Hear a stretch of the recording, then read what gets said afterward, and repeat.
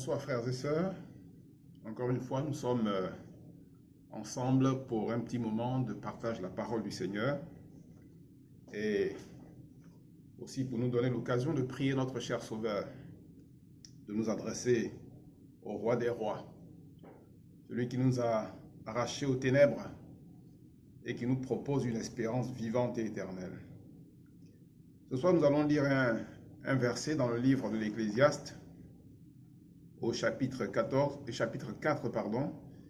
Ecclésiaste chapitre 4, et nous lisons le verset 13.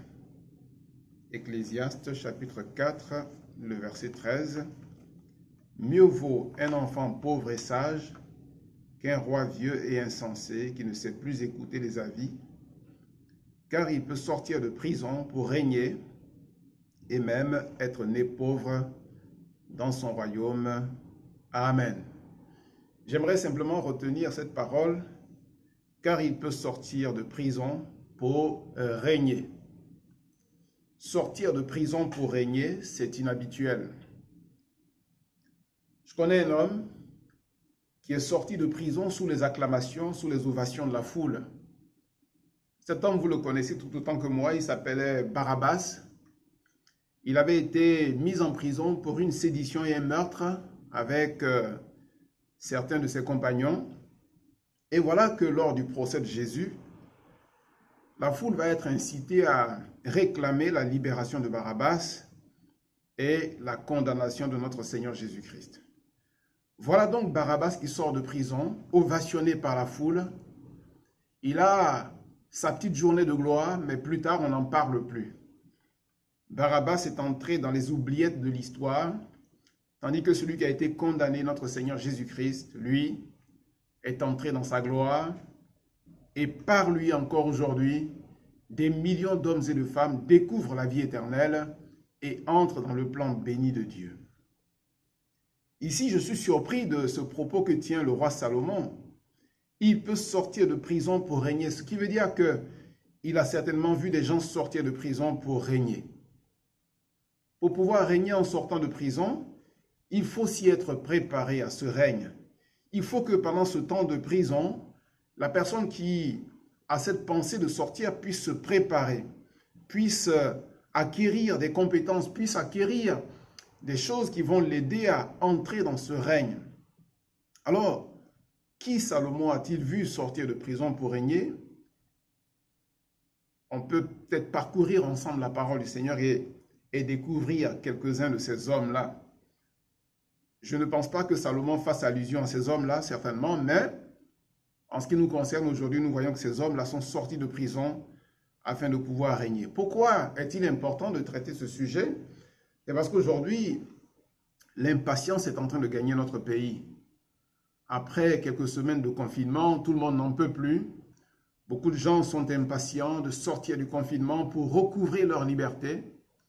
On a même vu des chrétiens manifester, des croyants manifester pour demander les rassemblements, pour retrouver les célébrations. Mais en ce qui nous concerne, nous voulons prendre ce temps parce que nous nous souvenons des paroles de ce même Salomon au jour du malheur, réfléchis. Et nous voulons considérer ce temps que plusieurs considèrent peut-être comme un temps de prison, un temps de privation de liberté. Oui, c'est cela, la prison, c'est un moment de privation de liberté.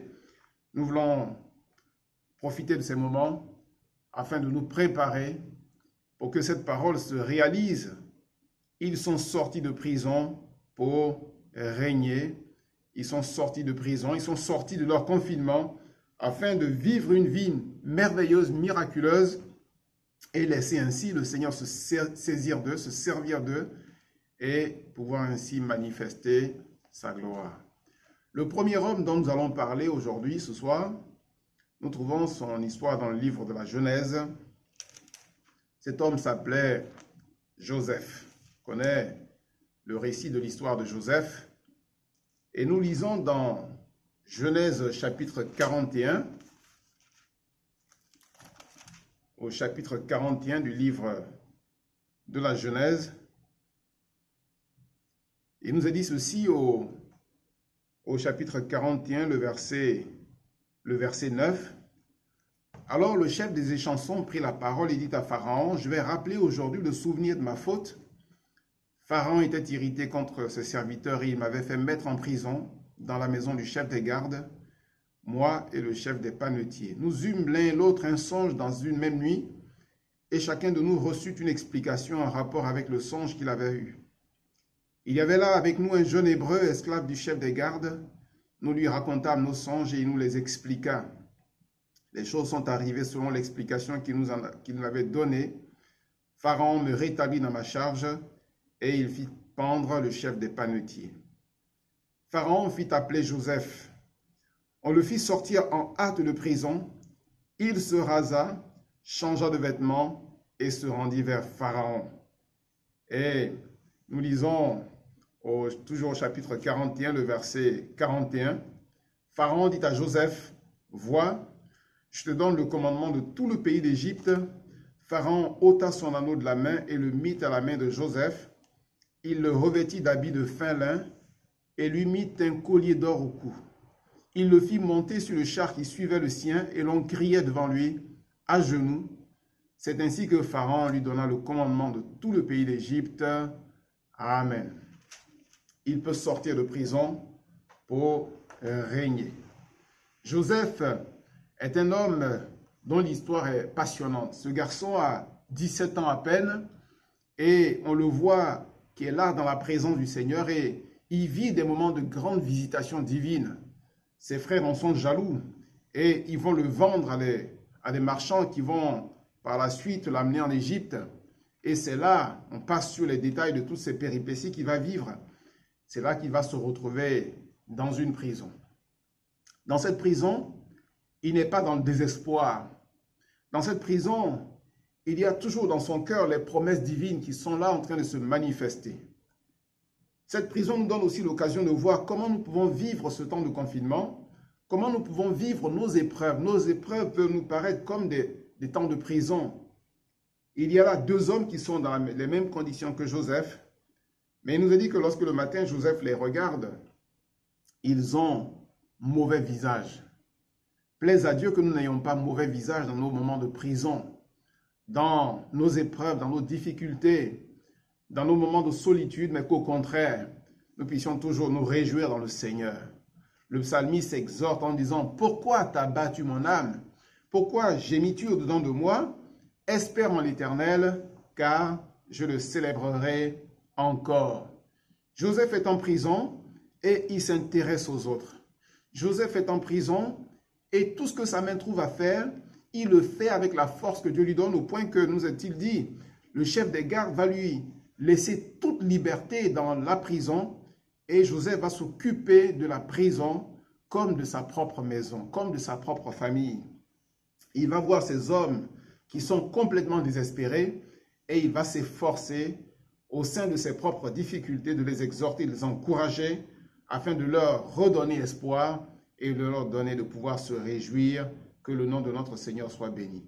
Que dans nos moments d'isolement, de solitude, nous puissions toujours garder espoir parce que le Seigneur est avec nous. Le Seigneur a dit, voici, je suis avec vous tous les jours jusqu'à la fin du monde.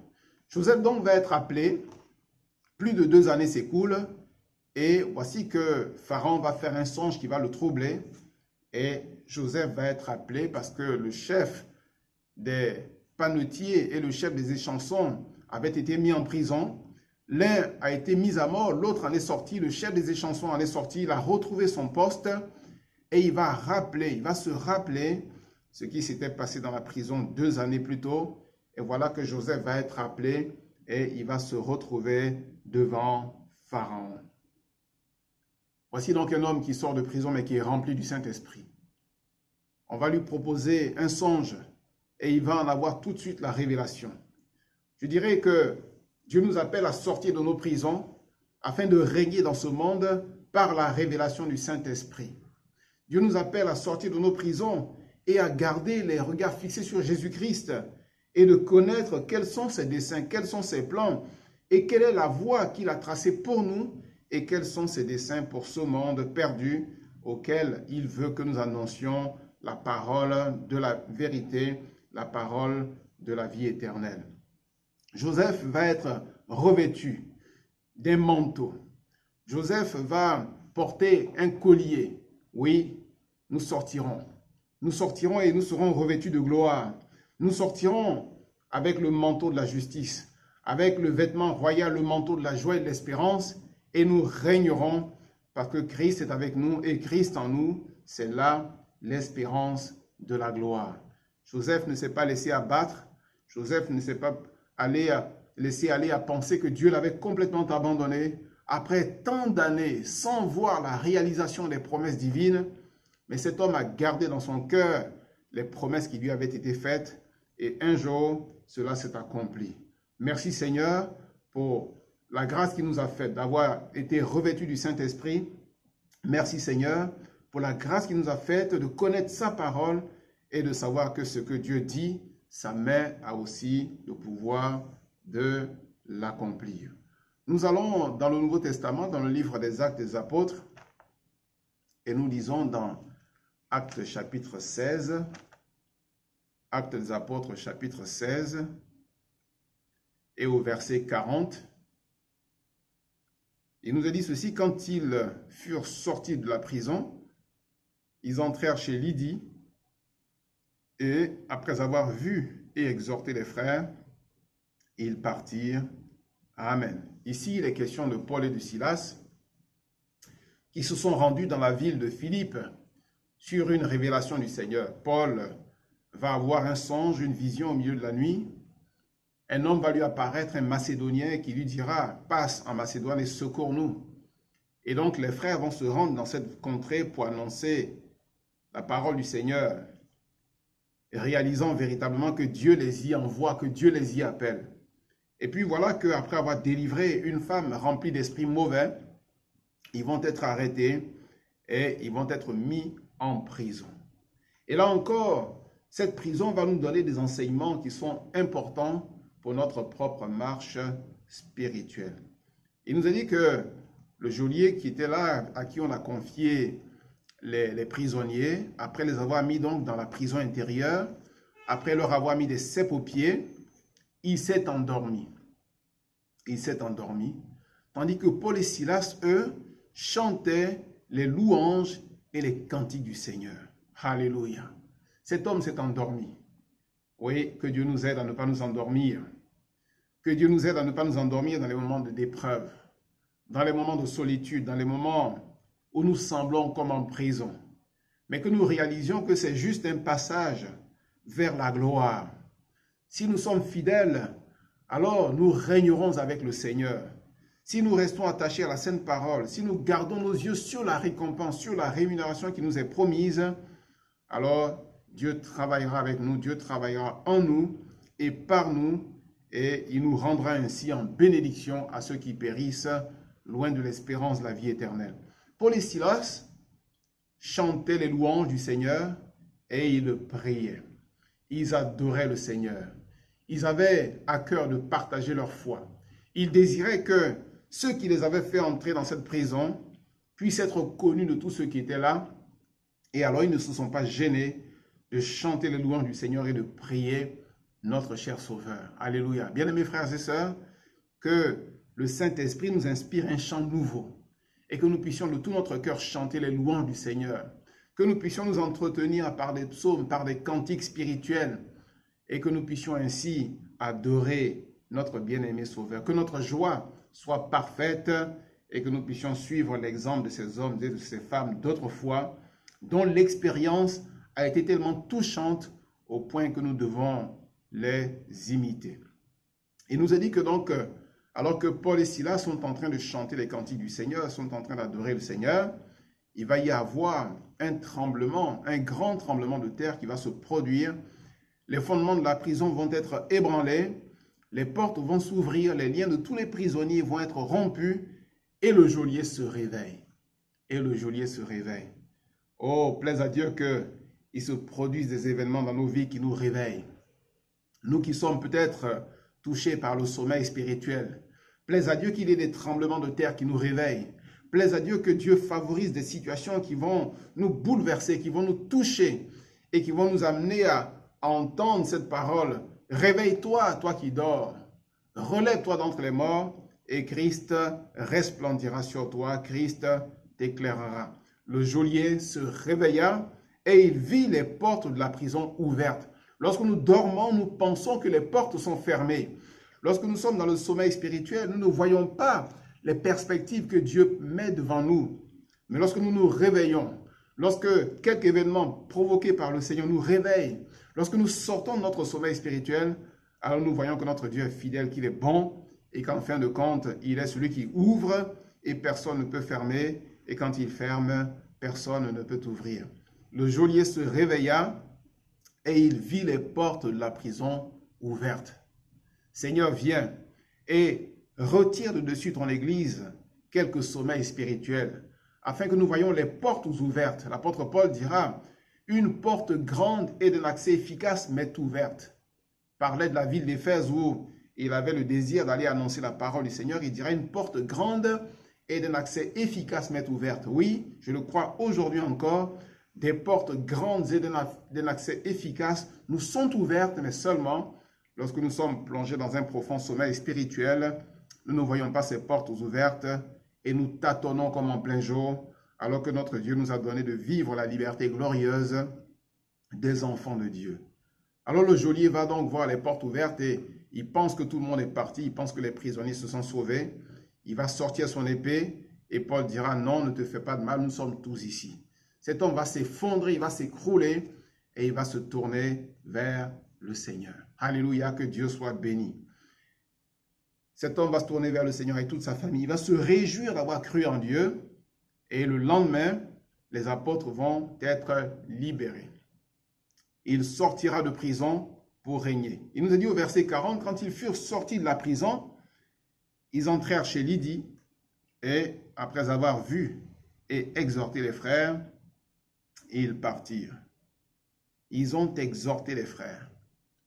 Sortons de nos prisons pour exhorter nos frères et nos sœurs. Sortons de nos prisons avec un message clair, avec un message impactant, avec un message puissant, avec une parole reçue véritablement de la part de Dieu. J'aurais bien voulu être là dans la maison de Lydie pour entendre ce que Paul et Silas ont pu partager comme exhortation avec les frères et sœurs qui étaient présents. Mais je peux imaginer simplement qu'ils vont leur faire part de leur expérience qu'ils ont vécue dans la prison. Je peux imaginer déjà qu'ils vont les encourager en rapportant la conversion du geôlier et de sa famille. Je peux imaginer qu'ils vont les encourager en expliquant ce que Dieu a fait, au point que ces hommes, ces femmes qui étaient là, devant leurs propres difficultés, se sont aperçus que notre Dieu pouvait tout, que le Seigneur pouvait tout accomplir pour eux, et cela les a remplis d'une grande joie. Mais je peux aussi imaginer que l'apôtre Paul et Silas ont fait part de leurs difficultés. Ils ont montré les plaies qu'ils avaient sur eux. Ils ont montré leurs blessures. Et ils ont semblé dire à ces croyants qui étaient là, regardez, nous avons été frappés, nous avons été blessés, mais nous n'avons pas perdu courage. Et ils ont dit à ces hommes et à ces femmes, vous de même, prenez courage. Ils ont dû rappeler les paroles du Seigneur Jésus, vous aurez des tribulations dans le monde, mais prenez courage, car j'ai vaincu le monde. Et ils ont fait voir à ces hommes et à ces femmes leurs plaies. Et ils ont montré qu'à travers leurs plaies, Dieu s'est glorifié. Bien-aimés frères et sœurs, lorsque la vie nous frappe, lorsque les circonstances nous marquent, nous font des blessures, relevons la tête, parce qu'il en résultera toujours de grandes bénédictions. Rappelons-nous ce que l'apôtre Paul écrit dans sa deuxième épître aux Corinthiens concernant une grande épreuve qui lui était survenue. Il dira ceci dans 2 Corinthiens chapitre 1er verset 8. « Nous ne voulons pas en effet vous laisser ignorer, frères, au sujet de l'affliction qui nous est survenue en Asie, grande affliction, que nous avons été excessivement accablés au-delà de nos forces, de telle sorte que nous désespérions même de conserver la vie, et nous regardions comme certain notre arrêt de mort, afin de ne pas placer notre confiance en nous-mêmes, mais de la placer en Dieu qui ressuscite les morts. C'est lui qui nous a délivrés et qui nous délivrera d'une telle mort, lui de qui nous espérons qui nous délivrera encore. Vous nous assistez vous-même de vos prières, afin que la grâce obtenue pour nous par plusieurs soit pour plusieurs une occasion de rendre grâce à notre sujet. Amen. Oui, il y a des épreuves, il y a des blessures, il y a des coups, il y a des souffrances, mais tout cela est toujours accompagné de gloire. Quand ils furent sortis de la prison, ils entrèrent chez Lydie et après avoir vu et exhorté les frères, ils partirent. Je pense que l'enseignement final de Paul et de Silas, ça a été de dire à ces hommes et à ces femmes, soyez nos imitateurs, comme nous le sommes nous-mêmes de Christ, comme nous venons nous-mêmes de l'expérimenter. Nous avons imité l'exemple de notre Seigneur. Nous nous sommes réjouis dans la douleur, dans la souffrance, et le Seigneur s'est glorifié. Alors vous de même, au sein de vos difficultés, au sein de vos afflictions, ne baissez pas les bras, ne perdez pas courage, mais relevez la tête et faites confiance au Seigneur, parce qu'il nous délivrera encore de cela, car Dieu ne permettra pas que nous soyons tentés au-delà de nos forces. Alléluia, que le nom de notre Seigneur soit glorifié. Dans le livre des Actes des Apôtres, au chapitre 5, nous allons voir encore d'autres personnes en prison. Il s'agit des apôtres, Actes chapitre 5, et nous lisons le verset 17. Cependant, le souverain sacrificateur et tous ceux qui étaient avec lui, savoir le parti des Sadducéens, se levèrent, remplis de jalousie, mirent la main sur les apôtres et les jetèrent dans la prison publique. Mais un ange du Seigneur, ayant ouvert pendant la nuit les portes de la prison, les fit sortir et leur dit, « Allez, tenez-vous dans le temple et annoncez au peuple toutes les paroles de cette vie. » Amen. Alléluia. Les apôtres sont courageux. Les apôtres ont reçu un mandat divin. Le Seigneur leur a dit, « Vous recevrez une puissance, le Saint-Esprit survenant sur vous, et vous serez mes témoins jusqu'aux extrémités de la terre. » Et les voilà remplis du Saint-Esprit. Voici la promesse qui vient de se réaliser, et plus rien ne les arrête. Ils diront à ceux qui veulent les faire taire, à ceux qui veulent les brider, « Jugez vous-même s'il faut vous obéir plutôt qu'à Dieu. » Et on voit le courage dont ils sont remplis désormais. On s'en étonne parce que ce sont des hommes du peuple sans aucune instruction, mais on se souvient qu'ils ont été avec le Seigneur, on se souvient qu'ils ont marché avec Jésus, celui dont on dira « Jamais homme n'a parlé comme cet homme. » Alors, désespérés devant un tel courage, devant une telle intrépidité, on va les arrêter et on va les mettre en prison. Mais il nous a dit qu'un ange du Seigneur est arrivé et il a ouvert les portes de la prison. Oui, il peut sortir de prison pour régner. Comment va se manifester le règne des apôtres quand ils sortent de prison? C'est simplement à travers ces paroles. Allez, tenez-vous dans le temple et annoncez au peuple toutes les paroles de cette vie. Les paroles de cette vie. Les paroles de la vie éternelle. Les paroles concernant le ministère de Jésus-Christ. Celui qui est né de la Vierge Marie. Celui qui a été crucifié, qui a été mis dans le tombeau et qui 3 jours après est ressuscité. Celui par les matriciaux duquel nous avons la guérison. Celui qui a été frappé pour nos blessé pour nos péchés et qui est ressuscité pour notre justification. Pierre, dira par ailleurs, il n'y a de salut en aucun autre. Oui, Actes chapitre 4, verset 12, il n'y a de salut en aucun autre, car il n'y a sous le ciel aucun autre nom qui ait été donné parmi les hommes par lequel nous devions être sauvés. Les Corinthiens voulaient régner. Ils voulaient régner par toutes sortes de divisions. Ils voulaient régner par des clans, par toutes sortes de pensées mauvaises. Ils voulaient régner en faisant la guerre à Paul, en contestant la validité de son ministère, en ne le reconnaissant pas comme étant véritablement une autorité spirituelle. Et Paul leur dit, mais vous avez commencé à régner sans nous, mais puissiez-vous régner en effet afin que nous aussi nous régnions avec vous. J'aimerais rappeler ce soir, bien aimés frères et sœurs, que le véritable règne que Dieu nous demande de manifester, c'est de proclamer les paroles de cette vie. Dieu ne nous demande pas de nous mettre en avant, mais de mettre en avant les paroles de cette vie, parce que ce sont ces paroles-là qui affranchissent. Vous connaîtrez la vérité et la vérité vous affranchira. Jésus a dit, les paroles que je vous ai dites, elles sont esprit et vie. Et c'est cela que Dieu, dans sa bonté, nous demande de pouvoir proclamer. Alors, restons fermes. Ne changeons pas le message, mais gardons-le fidèle.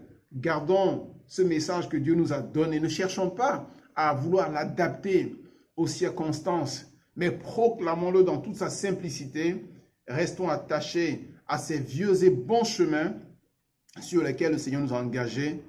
Et je crois que le reste, le Saint-Esprit le fera, le Seigneur l'accomplira. Le Seigneur cherche des hommes et des femmes fidèles qui restent attachés à sa parole.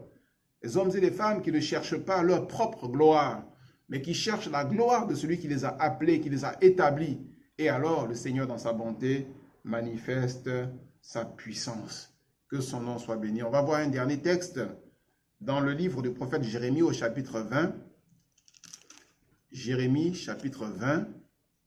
Et nous lisons à partir du verset 1er. Jérémie chapitre 20, verset 1er. Pashur, fils d'Imer, sacrificateur et inspecteur en chef de la maison de l'Éternel, entendit Jérémie qui prophétisait ces choses. Et Pashur frappa Jérémie le prophète et le mit dans la prison qui était à la porte supérieure de Benjamin, dans la maison de l'Éternel. Mais le lendemain, Pashur fit sortir Jérémie de prison. Et Jérémie lui dit, « Ce n'est pas le nom de Pashur que l'Éternel te donne, c'est celui de Magor Missabib, ce qui signifie terreur tout autour. Car ainsi parle l'Éternel, voici je te livre à la terreur, toi et tous tes amis, ils tomberont par l'épée de leurs ennemis, et tes yeux le verront. » Et au verset 7, il va dire ceci à Dieu, « Tu m'as persuadé, Éternel, et je me suis laissé persuader. Tu m'as saisi, tu m'as vaincu, et je suis chaque jour un objet de raillerie. Tout le monde se moque de moi, car toutes les fois que je parle, il faut que je crie, que je dénonce la violence et l'oppression. Et la parole de l'Éternel est pour moi un sujet d'opprobre et de risée chaque jour. Si je dis, je ne ferai plus mention de lui, je ne parlerai plus en son nom, il y a dans mon cœur comme un feu dévorant qui est renfermé dans mes os. Je m'efforce de le contenir et je ne le puis. Au verset 11, il dit ceci, « L'Éternel est avec moi comme un héros puissant. L'Éternel est avec moi comme un héros puissant. » Et au verset 13, « Chantez à l'Éternel, louez l'Éternel, car il délivre l'âme du malheureux de la main des méchants. Alléluia, que le nom du Seigneur soit glorifié. » Il sortira de prison pour régner. Ici, la première chose qui va se passer lorsque Jérémie va sortir de prison, il va prophétiser. Il va prophétiser à cet homme qu'il avait mis en prison qui s'appelait Pashur. Et il va lui dire ceci, « Ainsi parle l'Éternel. Ce n'est pas le nom de Pashur que l'Éternel te donne, c'est celui de terreur tout autour. » Donc, dans la prison, Jérémie n'a pas perdu son onction prophétique. Bien-aimés frères et sœurs, que dans nos prisons, même dans les plus grands retranchements, dans les plus grandes épreuves, dans les plus grandes difficultés, nous ne perdions pas l'action bienfaisante du Saint-Esprit, mais que nous puissions être toujours remplis, que notre cœur soit toujours frais afin d'être en connexion avec le ciel, que nous ne devenions pas aveugles sur le plan spirituel, mais que nos yeux soient toujours ouverts pour y voir clair dans les voies du Seigneur. Et Jérémie va donc prophétiser une parole de vérité qui lui a été révélée de la part du Seigneur. Que jamais l'esprit de révélation ne disparaisse de l'Église, mais que nous puissions être toujours ce peuple qui sache jusqu'à quand. Il fut un temps où en Israël on disait, il n'y a plus de prophète, il n'y a plus de vision, il n'y a plus parmi nous personne qui sache jusqu'à quand. Nous ne voyons plus nos signes, mais qu'il n'en soit pas ainsi dans l'Église de Christ. Que nos signes soient toujours manifestés. Voici les signes, les miracles qui accompagneront ceux qui auront cru. Que les signes reviennent. Que la gloire du Seigneur puisse à nouveau se manifester. Qu'il y ait encore des hommes et des femmes qui sachent jusqu'à quand, qui sont capables de proclamer la parole prophétique, qui soient capables de discerner les temps dans lesquels nous sommes. Oui, c'est l'heure de nous lever de notre sommeil, car le salut est plus près de nous que lorsque nous avons cru. Et puis Jérémie, après avoir manifesté l'onction prophétique, qu'il a gardée dans toute sa fraîcheur, il va se mettre à adorer le Seigneur. Et dans son adoration, on sent un homme renouvelé. Un homme qui sort de prison pour régner parce qu'il va dire à Dieu, tu m'as persuadé, Éternel, et je me suis laissé persuader. Il n'a pas été abattu, il n'a pas été découragé dans ce temps de prison, mais au contraire, il a été renouvelé. Il a compris à travers la prison que Dieu avait encore plus de valeur pour lui. Alléluia. Que ces temps difficiles que traverse le monde montrent à l'Église à quel point il est important d'avoir connu le Seigneur, montrent à l'Église à quel point il est important de marcher avec Jésus-Christ et que jamais, oui, que jamais nous ne lâchions sa main. Il dit à Dieu, tu m'as saisi et tu m'as vaincu. Oui, capitulons devant le Seigneur et laissons-lui toute liberté de se manifester dans notre vie. Et puis je crois aussi que ce temps de prison a ranimé en lui la flamme. Il va dire au Seigneur, si je dis je ne ferai plus mention de toi, je ne parlerai plus en ton nom, il y a dans mon cœur comme un feu dévorant qui est renfermé dans mes os. Je m'efforce de le contenir et je ne le puis. Alléluia. Que le feu, que la flamme soit renouvelée dans notre cœur. L'apôtre Paul écrit à Timothée, et voici ce qu'il va lui dire, et nous terminerons par cette parole extraordinaire qui est là, aussi un appel de Jésus à son Église, de Timothée chapitre 1er au verset 6. C'est pourquoi je t'exhorte à ranimer la flamme du don de Dieu que tu as reçu par l'imposition de mes mains, car ce n'est pas un esprit de timidité que Dieu nous a donné, au contraire, son esprit nous remplit de force, d'amour et de sagesse. N'aie donc point honte du témoignage à rendre à notre Seigneur, ni de moi son prisonnier, mais souffre avec moi pour l'Évangile par la puissance de Dieu. Il nous a sauvés et nous a adressé une sainte vocation, non à cause de nos œuvres, mais selon son propre dessein et selon la grâce qui nous a été donnée en Jésus-Christ avant les temps éternels et qui a été manifestée maintenant par la venue de notre Sauveur Jésus-Christ, qui a réduit la mort à l'impuissance et a mis en évidence la vie et l'immortalité par l'Évangile. Alléluia, que Dieu soit glorifié. Il est sorti de prison pour régner. Bien-aimés frères et sœurs, sortons pour régner. Le Seigneur nous accompagne, il est avec nous tous les jours jusqu'à la fin du monde. Nous sommes le peuple le plus heureux de la terre. Alors, répandons la joie autour de nous. Répandons la liberté autour de nous. Répandons l'amour autour de nous. Répandons la lumière autour de nous parce que nous sommes la lumière du monde. Répandons de la saveur autour de nous car nous sommes le sel de la terre. Et que Christ soit glorifié. Et je dirais simplement, répandons Christ autour de nous. Christ, ce pain brisé, ce pain frappé, mais qui veut nourrir et qui veut rassasier les nations, que nous puissions le proclamer sans relâche. Amen. Merci Seigneur pour ta bonté, merci pour ta parole qui a été apportée. Seigneur, tu bénis ton peuple encore et tu nous soutiens. Tu nous donnes des forces nouvelles pour travailler pour toi, Seigneur, car nous sommes à toi, Seigneur. Sans toi, nous ne pouvons rien faire et nous voulons encore, oh Seigneur, te regarder. Comme les yeux des serviteurs sont sur la main de leur maître, ainsi nous voulons porter nos regards sur toi et attendre tes instructions, Seigneur, car nous voulons travailler par l'action du Saint-Esprit. Que ton nom soit glorifié, Jésus. Amen. Amen. Merci, Seigneur. En Dieu nous croyons, confiants.